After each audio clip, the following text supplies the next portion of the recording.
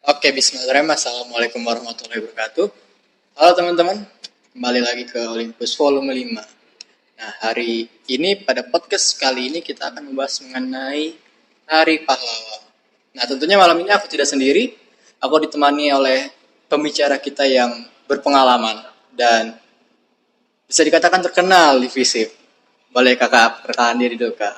Aduh, Pak, saya jadi malu kalau disebut terkenal kayak gitu ya. Mungkin boleh izin kenalan ya, nama saya Dias, saya mahasiswa Ilmu Politik FISIP UB tahun angkatan 2021. Kalau bicara terkenal mungkin relatif ya, cuma memang kalau orang-orang tahu mungkin pernah sedikit berisik gitu ya di FISIP, apalagi dulu aku zaman maba.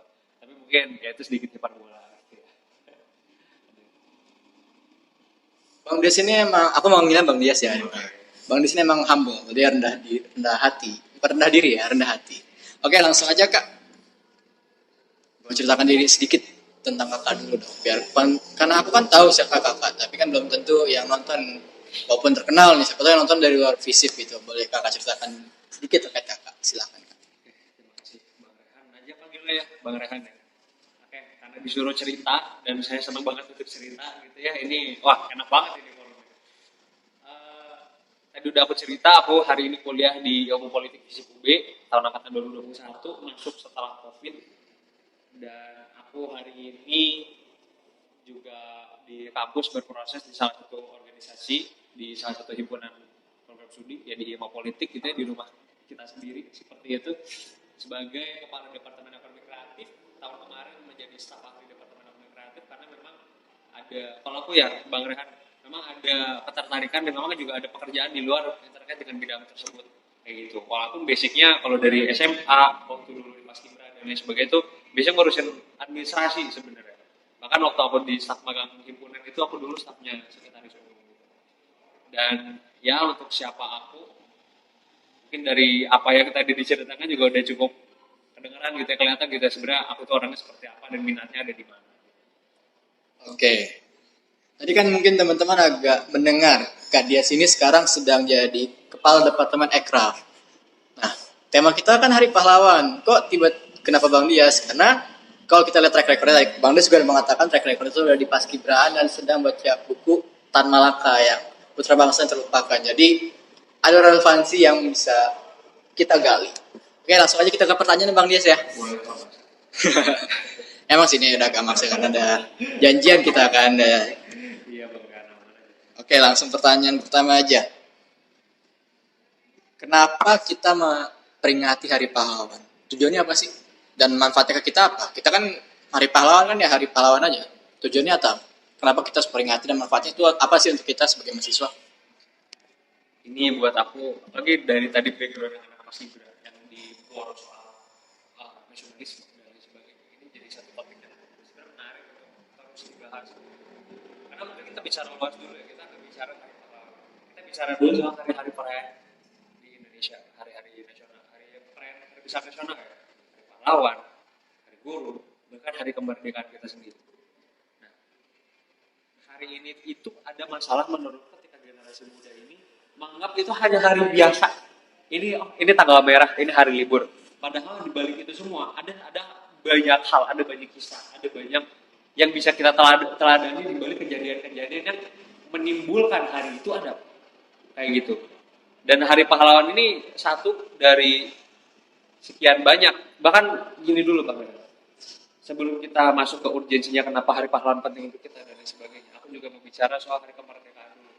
Seperti itu. Yang mana kita tahu mungkin dari kita zaman sekolah dulu, ini hari kemerdekaan. Kita merayakan kemerdekaan negara kita, para pahlawan dan lain sebagainya. Tapi kenyataannya pada hari ini juga masih banyak masyarakat-masyarakat Indonesia yang ini mah hari biasa aja. Ini kita lomba-lomba aja, tidak menghayati dan lain sebagainya. Dan kalau buat saya sendiri itu jujur agak miris ya sebenarnya dengan apa yang sudah saya dapatkan di Paskibra untuk urusan hal seperti itu dan lain sebagainya. Dan memang yang jadi masalah apalagi hari pahlawan yang mungkin secara hari perayaan nasional ini tidak sebesar hari kemerdekaan. Hari kemerdekaan yang udah jelas besar aja masih banyak yang nggak usah upacara, nggak usah datang dan lain sebagainya. Karena saya juga pernah sekali di kampus lagi upacara, tapi malah lanjut kegiatan. Ayo kita balik lagi baris lagi ya di depan lagi upacara. Dan agak sayang sih kalau saya dan untuk khususnya untuk Hari Pahlawan sendiri, jauh lebih penting lagi untuk kita mengajarkan, kita mengupayakan bisa meneladaninya. Kenapa? Karena Hari Pahlawan ini kan perayaan pertempuran Surabaya 10 November. Di situ banyak sekali pahlawan-pahlawan Indonesia yang gugur untuk mempertahankan apa kalau bisa dibilang kita bahasnya kedaulatan barangkali ya. Mungkin ya kita sederhana kayak gitu aja. Bagaimana mereka tidak menyerah di hadapan musuh-musuhnya, bangkit berdiri untuk melawan seperti itu, pantang menyerah, pantang berputus asa, itu kan adalah nilai-nilai yang kalau kita hayati, kita pahami kisah-kisahnya, kita pahami cerita-ceritanya, itu sebesar itu bisa kita teladani di kehidupan sehari-hari seperti itu. Tapi juga nggak kalah penting untuk kita tahu juga tadi ceritanya. Kenapa Hari Pahlawan ini ada? Seperti itu. Bisa dibilang seperti apa perjuangannya hingga Indonesia bisa ada ke hari ini, itu seperti apa? Mungkin segitu dulu. Oke, jadi kayak yang aku tangkap, kenapa pertanyaan ini bisa muncul gitu kan? Kenapa tujuan apa ini? Karena realitanya orang-orang tuh kayak menganggap remeh, cuma hari libur aja. Padahal kan nilai-nilai kepala tuh banyak bisa kita serap dari peringatan ini, banyak yang bisa kita teladani, bisa kita lakukan lagi untuk diri kita, untuk keluarga kita, untuk lingkungan kita, untuk negara kita bahkan kan. Jadi seharusnya kalau memang kita betul-betul merayakan isu dengan makna sesungguhnya merayakan, memperingati, seharusnya pertanyaan ini nggak harus muncul berarti kan. Mungkin, nah nyambung nih. Kalau tadi Bang Dias mengatakan kalau kita memperingati hari ini berarti kan ada nilai-nilai pahlawan yang bisa kita jalani. Nah, bagi Bang Dias itu nilai pahlawanan apa yang harus diteladani kita sebagai seorang mahasiswa? Ini yang relate aja dengan lingkungan divisi kan. Karena tadi juga mungkin udah aku sempat bahas juga gitu ya, di pertanyaan sebelumnya, bahwasanya sebenarnya banyak banget nilai-nilai yang bisa kita teladani. Tapi menurutku yang penting untuk bisa kita terapkan khususnya di kehidupan sehari-hari, maksudnya gimana ya, masyarakat mahasiswa sehari ini kan banyak yang pragmatis dan sebagainya, mungkin aku sampaikan yang bisa langsung diterapkan seperti itu adalah kemauannya untuk berjuang, adalah ketidakmauannya untuk berputus asa, pantang menyerah. Karena ya ibarat kata ketika pertempuran Surabaya 10 November dari Inggris ya, itu terjadi. Kalau misalnya kita menyerah kepada lawan, Inggris harus sekutu ya. Inggris ya, Malabi kan yang Nah, kalau kita menyerah ya Surabaya mungkin sudah tidak seperti hari ini, dan kisah-kisah yang kita dengar hari ini itu tidak ada. Dan menurut aku itu yang penting. Apa yang bisa kita terapkan, apa yang bisa kita ambil dan terapkan di kehidupan kita sehari-hari. Mungkin sesimpel teman-teman mungkin yang kupu-kupu deh, pulang. Bagaimana kita mengerjakan tugas-tugas kita, barangkali bagaimana kita memperjuangkan impian orang tua kita yang sudah menyekolahkan kita tinggi-tinggi di kampus. Atau mungkin teman-teman juga di sini dari senang berorganisasi, berprestasi, bagaimana kita mengejar hal-hal itu. Bagaimana kita bertanggung jawab kepada diri kita sendiri ketika kita sudah mengambil banyak keputusan. Ikut ini, dan bagaimana kita menuntaskan keputusan-keputusan yang sudah kita ambil. Seperti itu. Kan itu ada, ya, terus berjuang, pantang menyerah, dan lain sebagainya. Sesimpel hal tersebut, kalau menurut aku, yang paling simpelnya gitu ya, bisa kita lakukan. Berarti kalau aku tarik ya, nilai pahlawan itu bisa seharusnya kita lalui itu adalah pantang menyerah. Tapi itu justru yang nggak banyak orang sadari kan. Mahasiswa sekarang tuh kalau udah capek udah nggak mau lagi deh. Padahal kan seharusnya kita jangan menyerah dengan keadaan. Jangan mau menyerah karena hanya beban. Karena kalau kita menyerah kepada beban, hasilnya nggak bakal kita dapatkan. Kayak tadi Dias katakan, kalau misalkan pahlawan di Surabaya menyerah pada tanggal 10 November itu, Surabaya nggak ada, nggak ada namanya Surabaya. Nah, ini pertanyaan berikutnya nih. Kalau mungkin ini mungkin sering dikatakan juga, bagaimana kita meneruskan perjuangan pahlawan? Dan bagi sebagian orang itu mikirnya, ngapain kita harus perjuangan? Kan perang udah nggak ada, kita udah damai.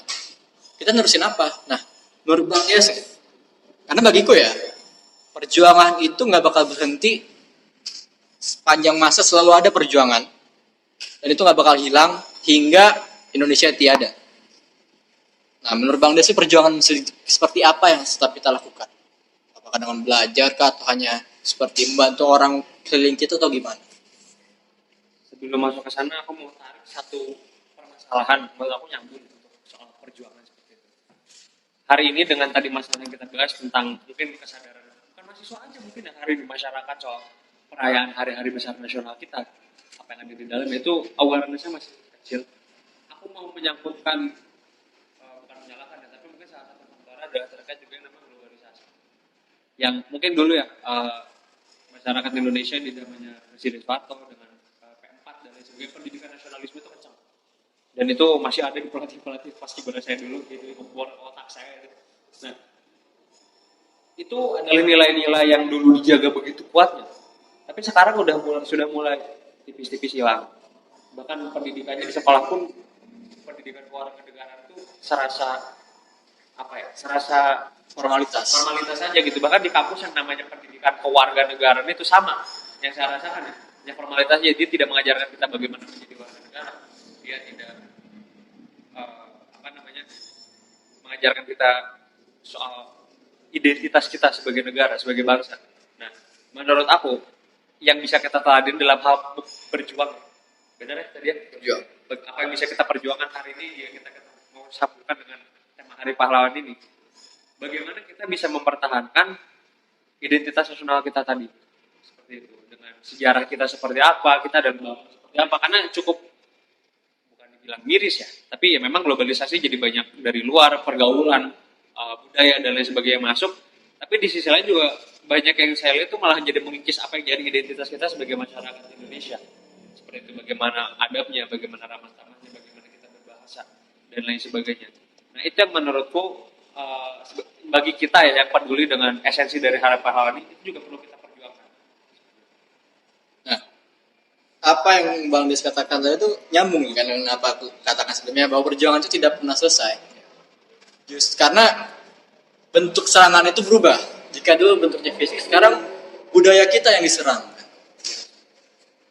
Nah, dan mungkin teman-teman bisa langsung menanggapi, tapi akan aku simpulkan bahwasanya contoh perjuangan yang bisa kita tetap teruskan adalah mudahnya ya, menjaga identitas kita sebagai suatu bangsa negara Indonesia.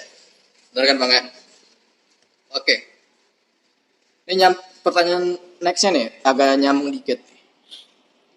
Kita udah meneladani sikap pahlawan yang pantang menyerah. Kita udah berjuang menjaga, seminimal menjaga identitas kita sebagai bangsa Indonesia. Menurut Bang Nis, ada nggak cara lain bagi kita sebagai mahasiswa untuk setidaknya seminimalnya merayakan Hari Pahlawan, gak hanya sekedar ikut upacara doang yang hanya berdiri aja, tapi memang betul-betul berkontribusi di perayaan Hari Pahlawan. Silakan Bang Nis. Mungkin kalau aku bilang kita bisa jadi organisasi bikin event itu agak klise ya. Kita bikin event Hari Pahlawan dan lain sebagainya, atau kalau di sekolah upacara tadi mungkin ada seperti itu. Tapi kalau buat aku sendiri, bagaimana kita merayakannya itu tidak dengan bentuk event ya, tapi kembali lagi dengan bentuk nilai yang kita bisa teladani tadi kita aplikasikan di kehidupan sehari-hari gitu. Dan kalau teman-teman udah tahu mungkin bahasanya kenapa aku terus di situ, karena aku terus concern sama hal itu gitu. Apalagi mungkin salah satu bagaimana kita bisa merayakan Hari Pahlawan ini dengan segala teladannya yang tadi sudah diceritain sebelumnya dan lain sebagainya. Sebagai mahasiswa khususnya adalah bagaimana kita memaksimalkan peran dan potensi kita juga sebagai mahasiswa. Kalau menurut Bias ya, dengan misalnya hari ini ada Hari Pahlawan, kita nggak begitu paham soal Hari Pahlawan. Apa salahnya kita belajar soal Hari Pahlawan? Kita belajar soal kisah-kisah pahlawan mungkin nggak cuma 10 Novembernya aja, tapi yang sebelum-sebelumnya. Dan mungkin juga nyambung dengan salah satu tokoh pahlawan yang saya baru baca gitu ya kisahnya. Mungkin belum mendalami kepemikiran, tapi saya senang banget bacanya adalah Tan Malaka. Seperti itu. Dan ya kita sebagai mahasiswa, sebagai intelektual gitu, pasti perlu untuk punya orientasi belajar terus-menerus. Karena belajar kan ada proses umur hidup ya. Seperti itu. Dan bagaimana merayakan Hari Pahlawan ini salah satunya bagi kita yang dibilang sebagai kaum intelektual, mahasiswa seperti itu.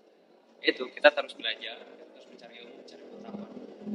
Dan itu juga nyambung sama pantang menyerah tadi. Kita tidak berhenti untuk menambah ilmu kita, tidak berhenti untuk memperluas cakrawala kita, memperluas gelas pikiran kita. Nah, nyambung tadi itu. Tadi nama Tan Malaka sudah kesebut sama Bang Dias nih, dan kebetulan ada bukunya juga. Nah, mungkin langsung aja. Seorang Tan Malaka itu, aku nggak bakal tutupin, tokoh yang kontroversial.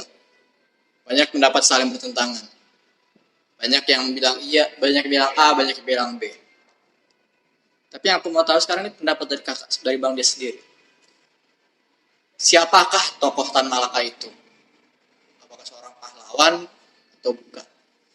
Silakan Bang Dias. Oke. Dari yang sudah saya baca gitu, saya pelajari soal sosok seorang Tan Malaka yang bernama asli Sultan Ibrahim. Bahwasanya dia ini adalah sosok yang tidak pernah menyerahkan diri.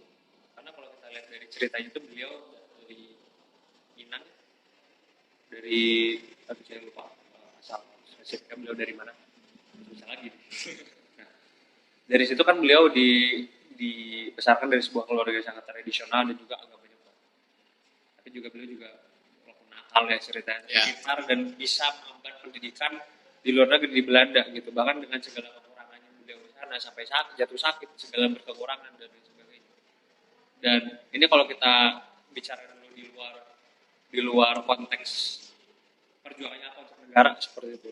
Bagi saya ketika seseorang sudah bisa full on gitu, maju terus untuk memperjuangkan nasibnya, apa yang dia percaya, idealismenya, itu sudah ada nilai-nilai karakter pahlawan dalam dirinya. Karena saya percaya setiap dari kita adalah pahlawan bagi diri kita masing-masing. Dan bagaimana kita bisa menilai itu adalah ketika kita memperjuangkan apa visi kita, apa tujuan kita, seperti itu. Dan kalau kita mulai masuk ke Tan Malaka ini seperti apa, ya mungkin nanti kita juga bisa ngobrol lagi mungkin agak belakang ya soal sepak terjang beliau di politik Indonesia, bagaimana beliau mendapatkan julukan Bapak Republik, bagaimana pengaruhnya begitu besar di era Presiden Soekarno mendirikan Partai Murba hingga status kepahlawanannya dicabut hingga dikembalikan.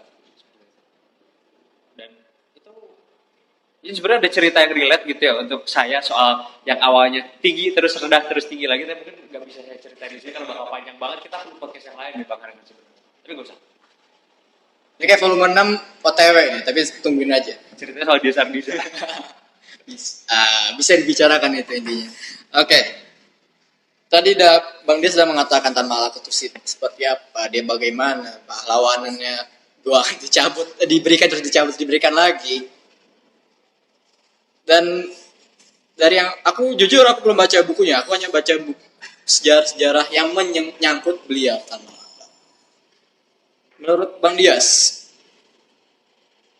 tokoh Tan Malaka ini apakah seorang tokoh yang bisa kita teladani dan tindak tanduknya bisa kita ikuti, atau harus kita pilih-pilih, atau memang benar-benar nggak bisa? Gimana Bang? Semakin saya berkuliah, semakin saya yakin bahwa setiap tokoh itu nggak ditakuti. Tapi saya juga di sini aku berkedudukan mungkin ya bahwa Tan Malaka itu udah sosok yang bisa kita teladani seperti itu. Nah kalau Bang Rehan tanya ke saya, semua orang pasti ada baik buruknya dan saya lebih senang untuk bicara hal baik-baiknya, hal buruknya kita bisa taruh di belakang. Itulah. Dan Tan Malaka ini seperti cerita saya tadi adalah tokoh yang bisa diteladani khususnya dari sisi idealismenya dan tangguhnya. Perjalanan beliau mungkin dari buku yang belum saya tuntaskan gitu ya, tapi sudah baca dari penjara ke penjara autobiografinya, itu menceritakan bagaimana kisah hidupnya seorang Tan Malaka, bagaimana dia berjuang untuk hidupnya, untuk negara juga dan lain sebagainya seperti itu. Dan apa ya balik lagi dari sosok Tan Malaka ini dari sisi pantang menyerahnya ini loh. Saya dari tadi bolak-balik terus untuk urusan pantang menyerah teman-teman ya, karena memang itu adalah satu nilai yang menurut saya hari ini semua orang tuh harus miliki gitu. Karena sekarang apapun hidup, segelap apapun kehidupan kita hari ini kan pasti di ujung terowongan sana ada cahaya. Aku selalu yakin akan hal itu. Gitu. Tadi Bang Dias tiba-tiba mengatakan perumpamaan segelap-gelapnya terowongan di ujungnya ada cahaya. Aku sebenarnya sih punya pemikiran yang agak mirip, cuman bukan itu kata-kataku. Saat kita berada di dasar, satu-satunya jalan naik. Oke, pertanyaan berikutnya Bang ya. Ini agak pertanyaan inti nih karena lumayan berat. Dan juga mungkin bisa lama kita di sini karena perlu episodenya sendiri nih. Pemikiran Tan Malaka yang masih relevan hingga saat ini di masa modern ini. Kan pemikiran banyak tuh. Ya kontroversial, ya gimana-gimana, tapi masih relevan Bang. Silakan. Kalau menurut aku Bang Rehan ya, karena ya mungkin dibanding teman-teman penonton di sini mungkin ada yang lebih banyak bacanya daripada dia. Cuman dari yang udah aku baca mungkin resensi dan bukunya juga Mandilog aku sempat baca walaupun lupa-lupa ini kan. Yang pertama mungkin dari kalau nggak salah judul Parlemen atau Soviet gitu, di mana Tan Malaka ini beliau cerita soal parlemen itu harusnya seperti apa. Di sana tidak boleh menaruh pribumi kalau nggak salah ya, hanya untuk sebagai kepentingan formal politik aja, tidak boleh ada peraturan yang hanya jadi pesanan raja dan lain sebagainya, dan itu ya ada di sistem pemerintahan kita hari ini harusnya harusnya. Nah, di sisi lain yang masih relevan sehingga saat ini itu isi dari buku Madilog ini, Madilog materialisme, dialektika dan logika. Dan ini menurutku sampai kapanpun isinya tetap bakal selalu relevan, Bang Rehan. Karena kita pertama materialisme itu kita bicara dari sesuatu yang nampak. Kita nggak berangkat berpikir itu nggak berangkat dari mitos, nggak berangkat dari katanya, tapi faktanya dari apa yang ada terlihat seperti itu. Disambung dengan dialektika, bagaimana materialisme yang ada ini masuk dalam diskursus dan lain sebagainya, kita bahas nih kayak main pingpong gitu Bang Rehan, A B tesis antitesis sintesa dan lain sebagainya, dan lalu itu semua diikat dalam logika di mana rasionalitas bermain dalam dialektika tadi terkait materialisme dan lain sebagainya. Dan itu menurut aku sangat relevan dengan untuk kehidupan saat ini, apalagi kita sebagai mahasiswa ya yang kesehariannya mungkin ada yang berorganisasi, ada yang akademik dan lain sebagainya, menemukan masalah-masalah yang tentu aja butuh pemecahan seperti itu. Berarti kan kalau yang aku tangkap nih Bang Dias, pada dasarnya bahkan ya pemikiran yang diutarakan, pemikiran utama yang diutarakan Tan Malaka itu Madilog masih relevan hingga saat ini berarti kan Bang Dias. Betul, dan bahkan aku bisa bilang Tan Malaka ini adalah orang yang pikirannya udah jauh ke depan, itu man before his time harusnya ya. Karena kenapa dia bisa disebut Bapak Republik juga ya, mungkin teman-teman udah pernah dengar. Karena dalam tulisannya yang, aduh saya lupa mana, itu beliau sudah bercerita soal bentuk negara Indonesia itu kedepannya seperti apa. Bahkan bisa diperdebatkan bahwa beliau yang pertama menempatkan kata Republik sebelum Indonesia seperti itu. Dan bahkan ada yang bilang juga bahwasanya Republik Indonesia yang dicetuskan oleh Soekarno seperti itu mungkin ya. Terinspirasi dari bukunya Tan Malaka ini seperti itu. Ada yang bilang kayak gitu. Oh, berarti gini dong. Kalimat diksi yang tepat itu bukan berarti kita menanyakan apakah masih relevan atau tidak. Tapi apakah Tan Malaka seseorang yang berpikiran jauh melebihi masanya. Karena dari kata perkataan Bang Des tadi, kalau ditanya apakah relevan atau tidak, masih. Karena kan ada sekarang itu masih ada kondisi-kondisinya masih terjadi.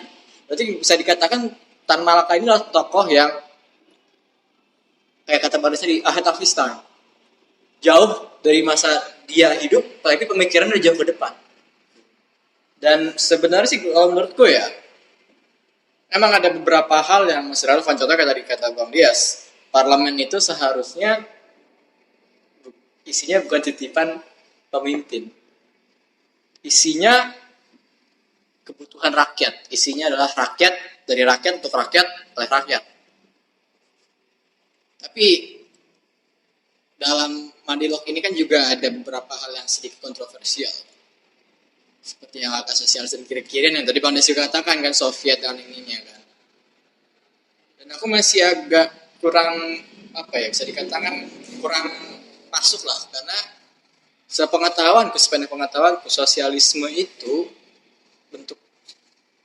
bentuk sempurna sosialisme itu ada suatu utopia. Dan mungkin ini bisa Bang Des tambahin. Berarti kalau kita memang mau menerapkan atau merelevansikan pemikiran Tan Malaka, berarti ada perubahan-perubahan yang harus kita lakukan. Seperti itu kan Bang. Kalau dari apa yang Bang Rehan sampaikan ya, mungkin maksud dari aku sampaikan nggak sejauh itu. Mungkin kita nggak sampai bicara tentang negara itu dan lain sebagainya gitu, relasi kuasa ketika harus berubah jadi komunis dan sebagainya, nggak sejauh itu. Tapi lebih ke sederhana, kalau Bang Rehan tahu bias gitu ya, lebih ke orang yang cenderung praktis hari-harinya gitu ya. Dari soal Madilognya itu sendiri, dari materialismenya dialektika maaf dan logikanya ini yang menurut aku bahkan sampai hari ini pun apa ya masih belum banyak orang bisa menerapkan cara berpikir seperti itu gitu, bagaimana dia menarik pikiran itu dari sesuatu yang memang ada, nggak cuma dari katanya. Bahkan hari ini banyak orang yang berargumen dari sesuatu yang sebenarnya hanya katanya kayak gitu. Mungkin kalau dari aku pribadi itu sederhana hal itu gitu. Dulu aja ketika zaman hidupnya beliau Tan Malaka itu adalah pemikiran yang kalau saya baca itu revolusioner, tapi bahkan sampai hari ini pun itu masih bisa untuk apa ya, masih kita bisa perdebatkan bahwa itu pun belum tuntas ada di masyarakat kita hari ini walaupun keluarnya udah beberapa puluh tahun yang lalu gitu Bang.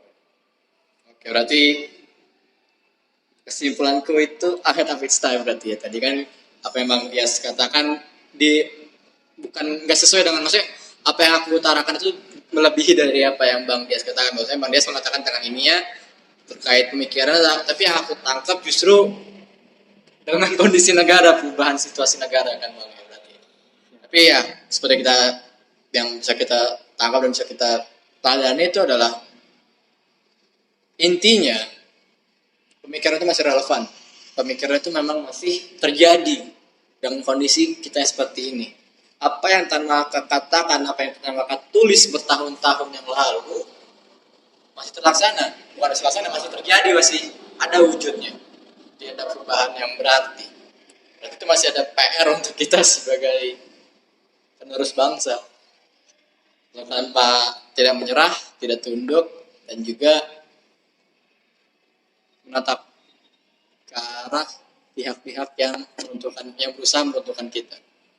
Oke Bang, ini udah mulai akhir sih, udah mulai ke akhir podcast kita. Ya sayang sih, ini episode berikutnya ini harus buru-buru nih.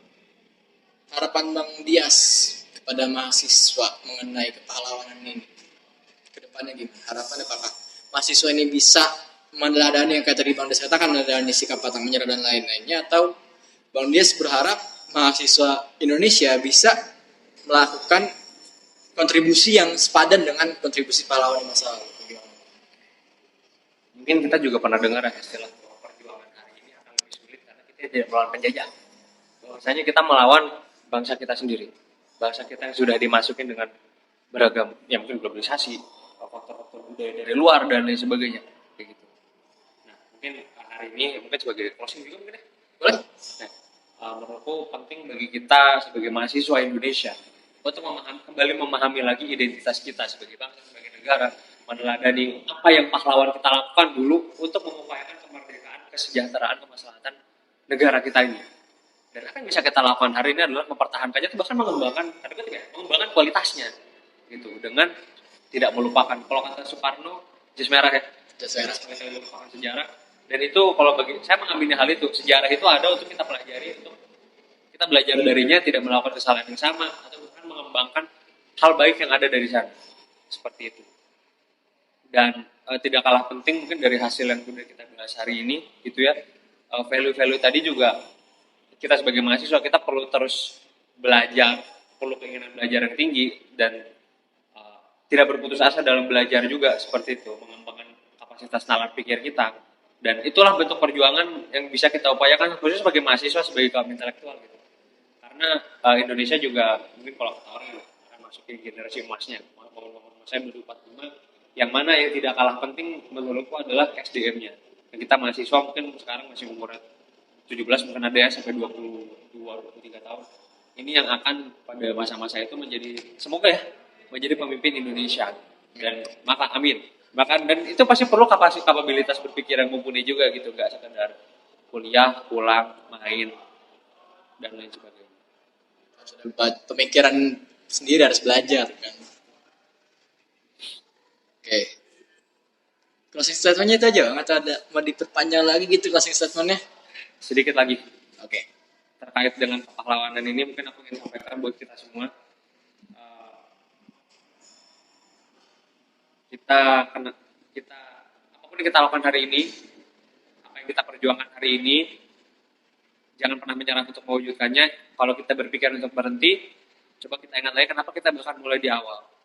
Dan jangan khawatir soal ceritanya bakal kayak gimana, karena pada akhirnya kita semua yang berjuang adalah pahlawan dalam kisah kita masing-masing. Oke.